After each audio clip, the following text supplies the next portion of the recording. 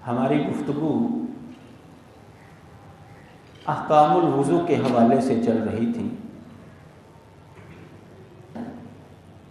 اس کے متعلقہ یہ ہمارا چھٹا خطبہ ہے۔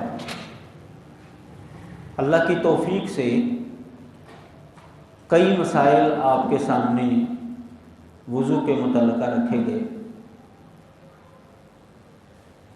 کن سے وضو ٹوٹتا ہے، کون کون سی جگہوں پر وضو کرنا مستحب ہے، اسی طرح جنبی آدمی، حائضہ خاتون قرآن مجید کی تلاوت کر سکتے ہیں کہ نہیں، اس کو پکڑ سکتے ہیں کہ نہیں، یہ مسئلہ بھی گزشتہ جمعہ آپ کے سامنے رکھا گیا۔ موضوع کو آگے بڑھاتے ہوئے ہمارے ہاں ایک سوال سامنے آتا ہے۔ ابھی شاید اسی ہفتے کسی نے سوال بھی کیا تھا ٹیلی فون پر، پیشاب والی نالی لگی ہوتی ہے تو ایسا آدمی وضو کیسے کرے گا،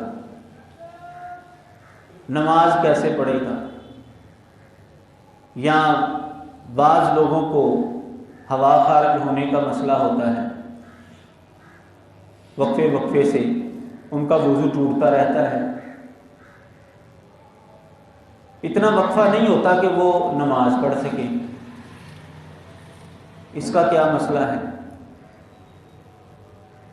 یہ اور اس کے متعلقہ جو بھی اس طرح کا معاملہ ہے، کسی کو ویسے پیشاب کے قطرے آنے کا مسئلہ ہوتا ہے، پرابلم ہوتی ہے، اس کا وضو بھی قائم نہیں رہتا، یعنی وضو کرنے کے بعد کسی بیماری کے سبب اس کو اتنا وقفہ نہیں ملتا کہ وہ نماز پڑھ سکے، ایسے انسان کا حکم کیا ہے؟ ایسے انسان کے لیے رسول اللہ صلی اللہ علیہ وسلم کا جو فرمان ہے استحاضہ والی خاتون کے حوالے سے، وہ ہماری رہنمائی کرتا ہے۔ استحاضے کا مطلب ہوتا ہے کہ ماہواری کے علاوہ کسی خاتون کو بیماری کی وجہ سے خون آنا شروع ہوتے ہیں، کوئی رگ پھٹتی ہے اندر سے اور اس کا خون جاری ہو جاتا ہے۔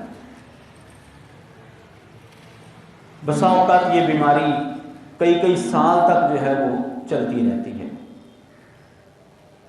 ایسی خاتون کے مسائل رسول اللہ صلی اللہ علیہ وسلم کے سامنے آئے، آپ سے پوچھے گئے تو آپ نے ان کا جواب دیا، کیونکہ ایسی خاتون کا خون جو ہے وہ بس نکلتا رہتا ہے، مضبوطی سے کپڑا باندھنا ہوتا ہے، پھر بدلنا ہوتا ہے۔ سوال یہ ہوا تھا کہ وہ نماز کیسے پڑھے؟ رسول اللہ صلی اللہ علیہ وسلم نے جو فرامین بیان کیے ایسی خاتون کے متعلق جس کو اپنی مخصوص ایام کا علم ہے کہ تقریباً اتنے دن آتا ہے اور ان تاریخوں میں آتا ہے، اتنے دن وہ حیض کے شمار کرے گی، باقی دنوں کے اندر وہ غسل کر کے نماز پڑھے گی۔ ہر نماز کے لیے الگ الگ غسل بھی کر سکتی ہے اور دن میں 3 غسل بھی کر سکتی ہے۔ فجر کے لیے الگ، ظہر اور عصر کو اکٹھا کر لے، ایک غسل کے ساتھ پڑھ لے، مغرب اور عشاء کو ایک غسل کے ساتھ پڑھ لے۔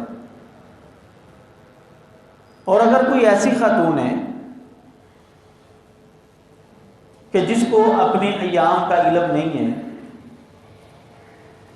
بھول چکی ہے اور وہ خون کے رنگ کے اندر فرق کر سکتی ہے، تو جن دنوں کے اندر خون جو ہے وہ سیاہ گاڑھا ہوگا وہ حیض کے دن شمار ہوں گے، ان دنوں میں وہ نماز نہیں پڑھے گی اور باقی دنوں میں وہ نماز پڑھے گی۔ اور اگر کوئی خاتون یہ فرق بھی نہیں کر سکتی،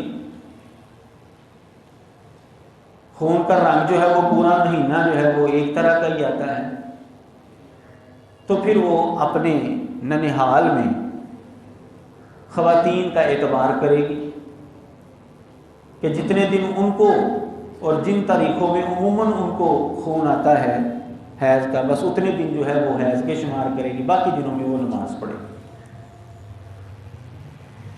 یہ خلاصہ ہے استحاضے والی خاتون کا۔ سنن نبی داؤد اور دیگر حدیث کی کتابوں کے اندر یہ ساری روایات موجود ہیں، باقاعدہ عنوان قائم ہوتا ہے احادیث کی کتب کے اندر۔ نبی علیہ الصلوۃ والسلام نے جہاں پر اس خاتون کو ہر نماز کے لیے غسل کی بھی اجازت دی ہے، ایک دن کے اندر 3 غسل کی بھی اجازت دی ہے، اگر وہ یہ دونوں عمل نہیں کرنا چاہتی تو لازمی طور پر جو کام کرے گی وہ یہ توضئی لکل صلاۃ، ہر نماز کے لیے تو وضو کر، یعنی وہ ایک وضو کے ساتھ ایک نماز پڑھ سکتی ہے۔ اگر اس نے دوسری نماز پڑھنی ہے تو پھر وہ اس کے لیے الگ وضو کرے گی۔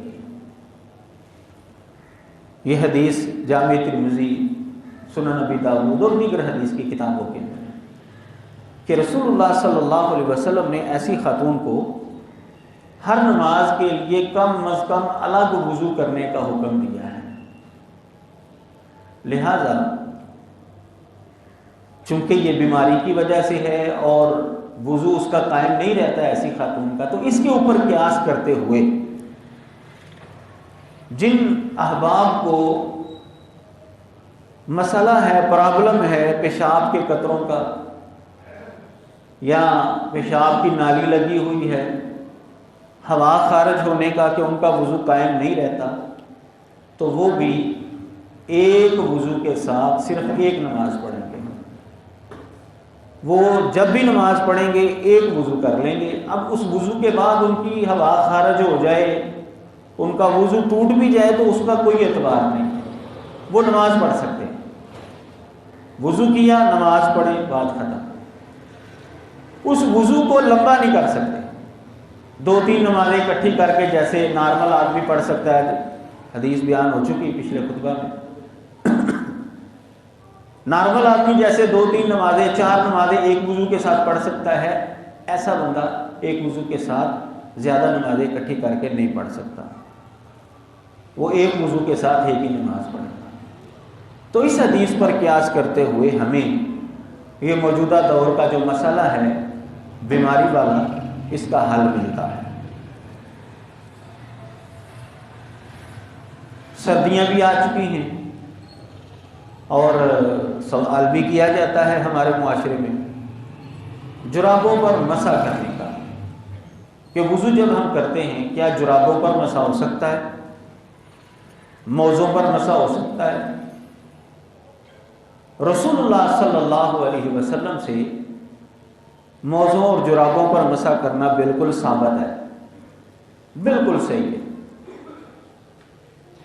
تو مسح کے مسائل کیا ہیں؟ نبی علیہ الصلوۃ والسلام کے حوالے سے حضرت مغیرہ بن شعبہ رضی اللہ تعالیٰ عنہ بیان کرتے ہیں کہ ایک سفر کے دوران میں نے نبی علیہ الصلوۃ والسلام کو وضو کروایا، تو میں نبی علیہ الصلوۃ والسلام کے موزے اتارنے لگا، وضو کروا رہا تھا تاکہ میں آپ کے پیر بھی دھلوا دوں۔ تو نبی علیہ الصلوۃ والسلام نے فرمایا دعہما فانی ادخلتہما طاہرتین ومسح علیہما۔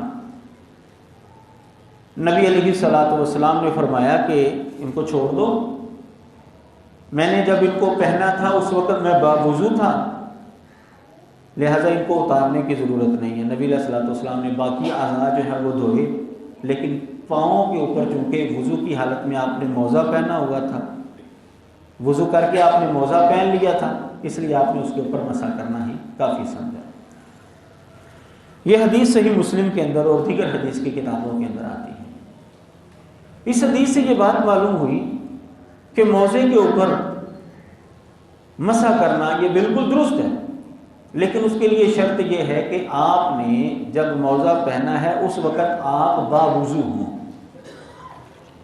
اگر آپ نے موزہ پہنا ہے کہ بے وضو تھے تو جب آپ وضو کریں گے پھر آپ کو موزہ اتار کر ایک مرتبہ پاؤں دھونے ضروری۔ جب آپ موزہ پہن لیں گے وضو کر کے پھر آپ اس کے اوپر مسح کر سکتے ہیں۔ عربی زبان کے اندر خف کا لفظ جو ہے یہ لفافۃ الرجل کو کہا جاتا ہے۔ لفافۃ الرجل کا معنی ہوتا ہے کہ ایسی چیز، ایسا لفافہ جس کے ذریعے پاؤں کو ڈھانپا جائے، وہ چمڑے کا ہو یا داغے کا ہو، دونوں طرح ٹھیک ہے۔ یعنی لفظ خف سے بھی یہ مسئلہ اخذ ہو جاتا ہے کہ جرابوں پر مسح درست ہے، لیکن اس کے باوجود جرابوں کا لفظ بھی حدیث کے اندر موجود ہے۔ حضرت ثوبان رضی اللہ تعالیٰ عنہ فرماتے ہیں کہ نبی علیہ الصلوۃ والسلام نے ایک لشکر بھیجا، فَأَصَابَهُمُ الْبَرَدُ فَلَمَّا قَدِمُوا عَلَى رسول اللہ صلی اللہ علیہ وسلم، تو اس لشکر کو ٹھنڈ بھی لگی، وضو کرنے کا بڑا مسئلہ تھا، تو جب وہ واپس آئے تو نبی علیہ الصلوۃ والسلام کو آ کر بتایا جی ہمیں تو بڑی ٹھنڈ لگی تھی۔ تو آپ نے فرمایا أَن يَمْسَحُوا عَلَى الْأَصَابِعِ وَالتَّسَاخِينِ، آپ نے ان کو حکم دیا کہ تم پگڑیوں پر بھی مسح کر سکتے تھے اور جرابوں پر بھی مسح کر سکتے تھے۔ یہ سنن نبی داود کے اندر حدیث موجود ہے۔ تو جرابوں پر مسح کرنا یہ بالکل درست ہے۔ سنن نبی داود کے اندر جوربین کا لفظ بھی آتا ہے، تو یہ لفظ نہ بھی ہو، لفظ خف تو موجود ہے نا، اس کے اوپر تو ساری امت متفق ہے کہ خف اس کے اوپر مسح ہو سکتا ہے، اور خف کا لغوی معنی ہوتا ہے لفافۃ الرجل۔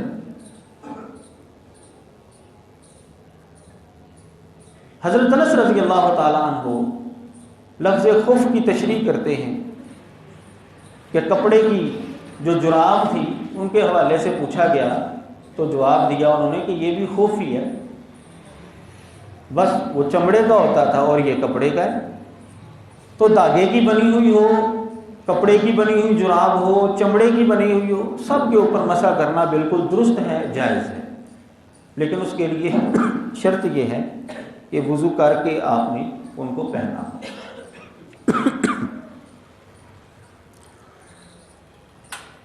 حدیث مبارکہ سے جوتے کے اوپر مسح کرنا بھی ثابت ہے۔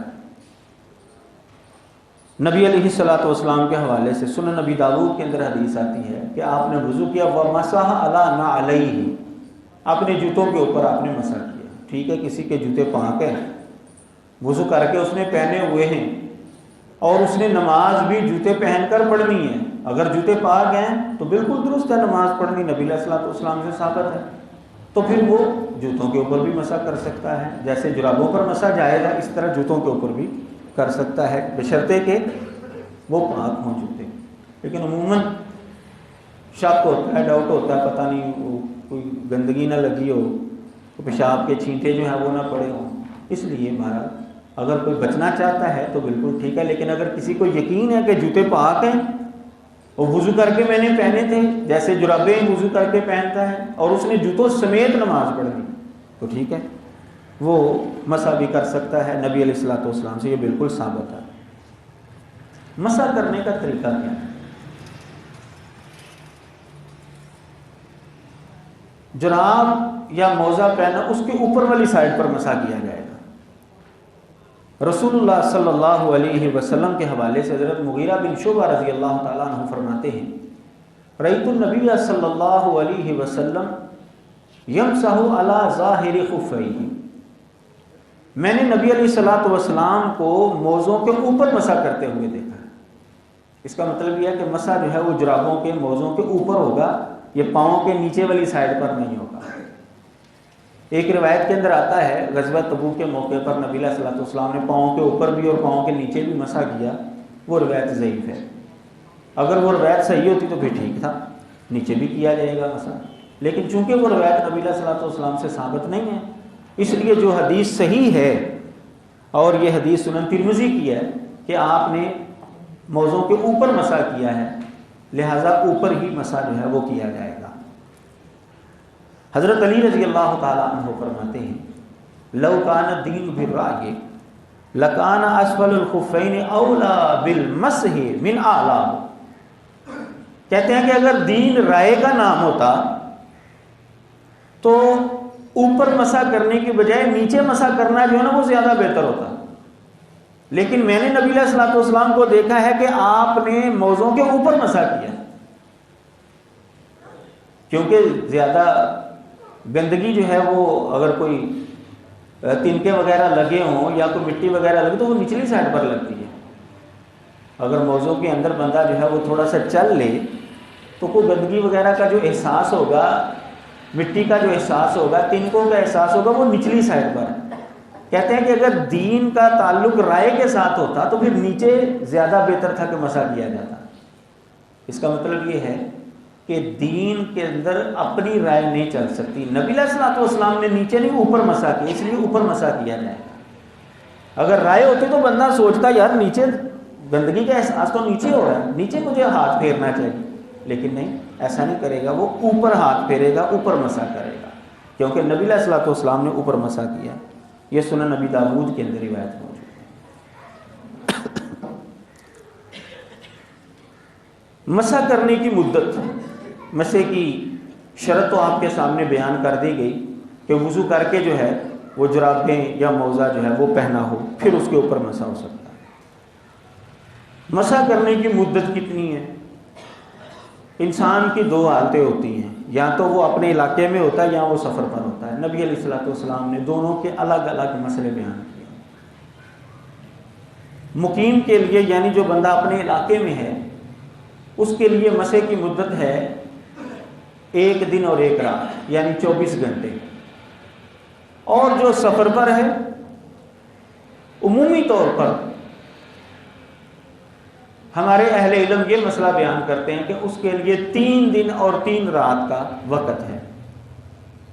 جبکہ رسول اللہ صلی اللہ علیہ وسلم سے جو حدیث ملتی ہے وہ 3 دن 3 راتوں والی بھی ہے اور پورے ہفتے والی بھی ہے، 7 دن والی بھی موجود ہے. 7 دن والی یہ سنن ابن ماجہ کے اندر ہے. ایک صحابی کو حضرت عمر رضی اللہ تعالیٰ عنہ نے گورنر بنایا کسی علاقے کا، تو وہ واپس مدینے میں آئے تو باتیں کرتے ہوئے حضرت عمر رضی اللہ تعالیٰ عنہ نے ان سے پوچھا کہ آپ نے مسح جو ہے وہ کس وقت کیا تھا؟ مسئلہ بیان کرتے بات چلتے چلتے یہاں تک پہنچی تو انہوں نے فرمایا کہ میں نے جمعے والے دن جو ہے وہ وضو کر کے جو ہے وہ پہنا تھا موزہ، اور پھر اگلے جمعے تک جو ہے میں مسح کرتا تھا. تو حضرت عمر رضی اللہ تعالیٰ عنہ نے آگے سے فرمایا اصبت السنۃ، تو سنت کو پہنچا ہے. اور صحابی جب یہ لفظ بولے کسی مسئلے کو سن کر اصبت السنۃ، اس کا مطلب یہ ہوتا ہے کہ یہ مسئلہ نبی علیہ الصلوۃ والسلام سے ثابت ہے. یہ سنن ابن ماجہ کے اندر حدیث موجود ہے، حدیث بھی قابل حجت ہے. لہذا مسافر آدمی جو ہے 3 دن 3 رات پھر بھی عمل کر سکتا ہے اور 7 دن کے اوپر بھی عمل کر سکتا ہے. دونوں مسئلے نبی علیہ الصلوۃ والسلام سے ملتے ہیں. حضرت ابو بکر رضی اللہ تعالیٰ عنہ فرماتے ہیں انہ رخص للمسافر 3 ایام ولیالیہن وللمقیم یوما ولیلۃ اذا تطہر فلبس خفیہ ان یمسح علیہما، کہ نبی علیہ الصلوۃ والسلام نے مسافر کو 3 دن اور 3 راتوں کی رخصت دی ہے اور مقیم کو 1 دن اور 1 رات کی رخصت دی ہے. یہ حدیث صحیح ابن خزیمہ کے اندر اور اسی طرح یہ مسئلہ جو ہے صحیح مسلم کے اندر اور دیگر حدیث کی کتابوں کے اندر موجود ہے. یہاں پر ایک سوال ہوتا ہے کہ ہم نے وضو کر کے جرابیں پہن لی، فرض کیا وضو کیا ابھی جمعے کا، ہم نے جرابیں پہن لی یا موزے پہن لیے، کیا ہمارے مسح کی مدت یہاں سے کاؤنٹ ہوگی یا جب ہم عصر کا وضو کریں گے اس وقت پہلی مرتبہ ہم مسح کریں گے وہاں سے کاؤنٹ ہوگی؟ یہ ایک سوال ہوتا ہے. تو جو احادیث کے الفاظ ہیں اس سے یہ بات معلوم ہوتی ہے کہ جب مسح پہلی مرتبہ کیا جائے گا نا وہاں سے وقت کاؤنٹ ہونا شروع ہو جائے گا. کیونکہ مسح کی اجازت دی ہے آپ نے ایک دن اور ایک رات. ابھی آپ نے وضو کر کے جرابیں یا موزے پہن لی ہیں, ابھی تو آپ نے مسح نہیں کیا, ابھی تو پاؤں دھوئے ہیں آپ نے. مسح کیا ہے آپ نے عصر کی نماز کے وقت, لہٰذا اس کا وقت جو شروع ہوگا وہ عصر کی نماز سے شروع ہوگا اور اگلے دن عصر کی نماز کے وقت تک ہے مقیم کے لیے, اور مسافر کے لیے 3 دن یا 7 دن دونوں طرح ٹھیک. مسح کو توڑنے والی چیزیں کون سی ہیں؟ جب مسح کی مدت ختم ہو جائے تو مسح دوبارہ نہیں آپ کر سکتے, اس کے لیے پھر آپ کو وضو کر کے پاؤں دھو کر جرابیں یا موزے پہننے پڑیں گے. جب مدت ختم ہو جائے پھر اس وقت مسح کی بھی مدت, مسح جو ہے وہ ختم ہو جاتا ہے. پھر نئے سرے سے اگر آپ نے مسح کرنا ہے تو پھر دوبارہ آپ کو وضو کے دوران پاؤں دھو کر وہ پہننے پڑیں گے. جب کسی آدمی کے اوپر غسل واجب ہو جائے اس وقت بھی مسح کی مدت جو ہے وہ ختم ہو جاتی ہے, کیونکہ اب اس نے غسل کرنا ہے, اور غسل کے اندر جو ہے وہ پاؤں کا مسح نہیں ہے, پاؤں کو دھویا جائے گا. یہ 2 چیزیں ہیں جن سے مسح جو ہے وہ ختم ہو جاتا ہے, اس کی مدت ختم ہو جاتی ہے. اگر وقت سے پہلے یہ چیزیں ہو گئی ہیں, یعنی غسل واجب ہو گیا, وقت ابھی پورا, پھر بھی مسح کا مسئلہ ختم ہو گیا, اب آپ کو موزے اتار کر غسل کر کے پھر آپ پہنیں گے تو پھر نئے سرے سے اس کا وقت جو ہے وہ شروع ہو جائے گا. اسی طرح اگر وضو ٹوٹ گیا ہے تو پھر بھی مسح جو ہے وہ آپ کو دوبارہ وضو کرنے کے بعد مسح کرنا پڑے گا. جیسے وضو ٹوٹ گیا تو پاؤں جو ہے ہم نئے سرے سے دھوتے ہیں, اسی طرح اگر وضو ٹوٹ گیا ہے انہی چیزوں کے ساتھ جو پیچھے بیان ہو چکی ہیں, بندے کا وضو ٹوٹ جائے تو وہ سارا وضو کرتا ہے. اسی طرح اگر وضو ٹوٹ گیا ہے اس کا تو پھر مسح بھی اس کا ختم ہو جائے گا. یہ نہیں کہ اس کو دوبارہ وضو کرتے وقت جو ہے وہ مسح کرنے کی بھی ضرورت نہیں ہے, نہیں, جب وہ وضو کرے گا نیا, جیسے پاؤں نئے سرے سے ہم دھوتے ہیں اسی طرح جو ہے وہ مسح بھی جو ہے وہ نئے سرے سے کیا جائے گا. تو مسح کی مدت ختم ہو جائے اس وقت بھی مسح جو ہے وہ ختم ہو جاتا ہے. کسی کے اوپر غسل واجب ہو جائے اس وقت بھی مسح کا معاملہ ختم ہو جائے گا, اور یا وضو ٹوٹ جائے اس وقت بھی مسح کا معاملہ جو ہے وہ ختم ہو جائے گا. لیکن اگر وہ مدت کے دوران وضو ٹوٹا ہے تو اس کو دوبارہ پاؤں دھونے کی ضرورت نہیں ہے, وہ دوبارہ اس کو مسح ہی کافی ہے. لیکن مدت گزرنے کے بعد دوبارہ پاؤں دھونے ضروری ہیں, اور غسل واجب ہو گیا ہے تو اس وقت بھی دوبارہ پاؤں دھونے جو ہیں وہ ضروری ہیں. اللہ تبارک و تعالی ہر ایک کو سمجھنے کی توفیق عطا فرمائے.